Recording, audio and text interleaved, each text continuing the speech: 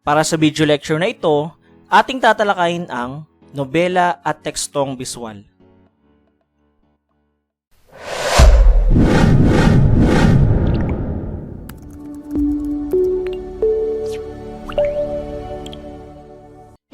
Magsimula tayo sa ating unang paksa ngayong araw.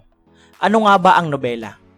Tulad na nakikita nyo sa ating screen, isang nakabukas na aklat na tila nagliliwanag sa karunungan. Ang nobela ay isa sa pinakapopular at pinakatanyag na anyo ng panitikan sa buong mundo. Ngunit ano nga ba ang pinagkaiba nito sa iba pang akdang pampanitikan? Una, ang nobela ay isang masalimuot na akdang pampanitikan. Kapag sinabi nating masalimuot, nangangahulugang ito na hindi mababaw ang pagkakatalakay sa kwento. Naglalaman ito ng malalim na paglalarawan sa mga tauhan o karakter. Ipinapakita ang kanilang iba't ibang emosyon, psikolohikal na pinagdaraanan at ang kanilang pagbabago mula sa simula hanggang sa wakas ng akda. Mayaman din ito sa mga masalimuot na pangyayari at mga suliranin na kadalasang sumasalamin sa personal na karanasan ng mismong tao. Sa kultura ng ating lipunan at maging sa sariling pananaw ng otor tungkol sa mundo. Pangalawa, sa pagsusulat ng nobela, binibigyan daan ang isang manunulat na magkaroon ng malawak na espasyo. Hindi tulad ng maikling kwento na mabilis ang takbo ng mga pangyayari dahil sa limitasyon ng pahina, ang nobela ay nagbibigay ng kalayaan sa manunulat upang dahan-dahang ipakita ang kanyang mga saloobin, ang kanyang pagtingin sa mundo, at ang malalim na takbo ng pag-iisip at damdamin ng bawat tauhan sa kwento. Ikatlo, kailangan nating maunawaan na ang nobela ay hindi lamang isang simpleng kwento na basta naisulat. Ito ay isang malawak, kumpleto at mahabang saleysayin na may masalimuot na plot o banghay, mahalagang tauhan at mabibigat na tema. Ang bawat bahagi nito ay maingat na hinahabi sa pamamagitan ng pinagsamang imahinasyon, masusing pananaliksik at malalim na pagsusuri ng isang manunulat upang matiyak na makatotohanan ang bawat tagpo. Sa kabuuan, ang nobela ay isang anyo ng panitikan na nagbibigay daan sa mga manunulat na gamitin ang kanilang talento upang lumikha ng mga akdang nagsisilbing salamin ng lipunan, ng kultura, o ng mga personal na karanasan. Sa tuwing nagbabasa tayo ng nobela, hindi lamang tayo naglilibang.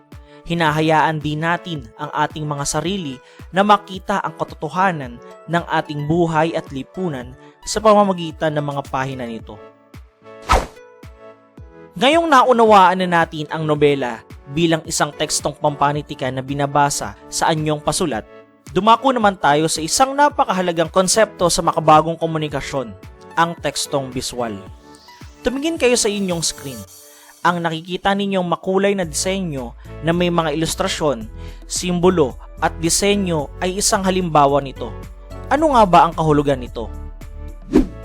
Ang tekstong biswal ay isang uri ng teksto na nagsasalin o naghahatid ng impormasyon o mensahe gamit ang mga larawan, grafiko, disenyo at iba pang elemento ng sining.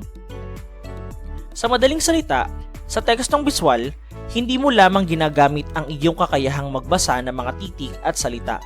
Ginagamit mo rin ang iyong mga mata at paningin upang unawain ang kahulugan ng mga kulay, hugis at pagkakaayos ng mga simbolo na nakatutulong sa pagpapahayag ng mensahe. Sa slide na ito, makikita rin natin ang mga subtopic ng ating tatalakayin, ang mga elemento ng tekstong biswal, tulad ng linya, hugis at kulay. At ang mga halimbawa ng tekstong biswal, sa susunod na mga slides, hihimayin natin ang 4 na pinakapopular na halimbawa nito upang mas lalo nating mapalalim ang inyong kaalaman. Sa ating kasulukuyang panahon, napakabilis ng daloy ng impormasyon. Kaya naman, ang tekstong biswal ay karaniwan nating nakikita sa ating paligid sa anyo ng mga poster, flyer, infographic at iba pang katulad ng materyales. Napaka-epektibo nito sa pagpapalaganap ng impormasyon dahil mabilis nitong nakukuha ang atensyon ng sino mang makakakita rito. kahit sa isang mabilisang tingin lamang. Ang salitang infographic ay nagmula sa dalawang pinagsamang salita, information at graphic. Ayon sa kahulugan, ito ay isang visual na imahe tulad ng chart, mapa o diagram na ginagamit upang kumatawan sa impormasyon o data. Ang pangunahing layunin ng isang infographic ay gawing simple, kaakit-akit at mabilis na maunawaan ang mga komplikadong impormasyon. Pinagsasama nito ang sining at siyensya upang ang mga mahihirap na paksa ay maging kapansin-pansin at madaling matandaan ng mga mambabasa. Ang ating kalawang halimbawa ay ang flyer. Sino sa inyo nakaranas ng maglakad sa mall, sa labas ng paaralan o sa palengke at may biglang nag-abot sa inyo ng isang maliit na papel na may makukulay na larawan? Ang papel na iyon ay tinatawag nating flyer. Gaya ng nakasaad sa ating slide, ang flyer ay isang maliit na piraso ng papel na nag-a-advertise ng isang produkto o kaganapan na ibinibigay sa maraming tao.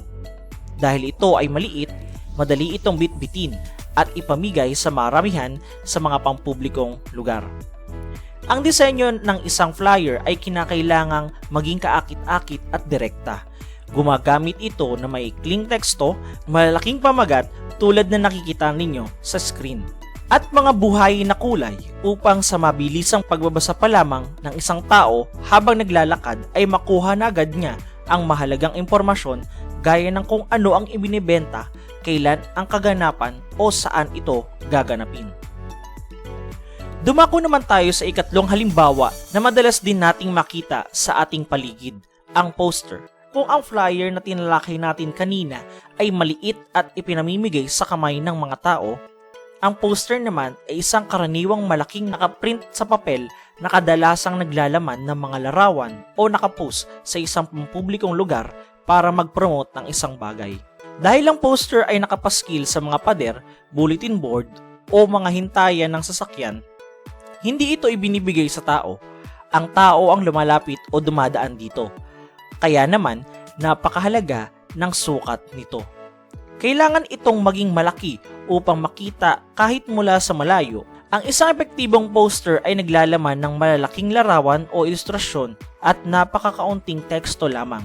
Ginagamit ito sa pagpopromote ng mga pelikula, dula sa teatro, o kaya naman sa mga pampublikong anunsyo at kampanya ng gobyerno o paaralan. Ang layunin nito ay makuha ang inyong atensyon sa loob lamang ng isang segundo. At para sa ating huling halimbawa ng tekstong visual, tatalakayin natin ang pamphlet o pampleto sa Filipino. Gaya ng nakikita ninyo sa larawan sa screen, ang pamphlet ay binubuo ng ilang piraso ng papel na pinagsama-sama upang bumuo ng isang manipis na magazine o nakatuping papel na naglalaman ng impormasyon o opinyon tungkol sa isang bagay. Kung ihahambing natin ito sa flyer at poster, ang pamphlet ay mas naglalaman ng detalyado, organisado at malalim na impormasyon. Kadalasan itong nakatupi sa 2 o 3 bahagi. Ginagamit ang pamphlet kapag ang paksang nais ipaliwanag ay nangangailangan ng mga hakbang, direksyon o masusing paliwanag. Gaya ng mga pamphlet sa klinika tungkol sa pag-iwas sa sakit, pamphlet ng mga turista para sa gabay sa paglalakbay, o mga gabay sa pagboto. Ito ay perpektong material para sa mga taong nais ng mas malalim na impormasyon nang hindi na kailangang magbasa ng isang buong makapal na aklat. Dahil ito ay nakatupi at manipis lamang, madali rin itong maitago sa bulsa o bag upang muling basahin sa ibang pagkakataon.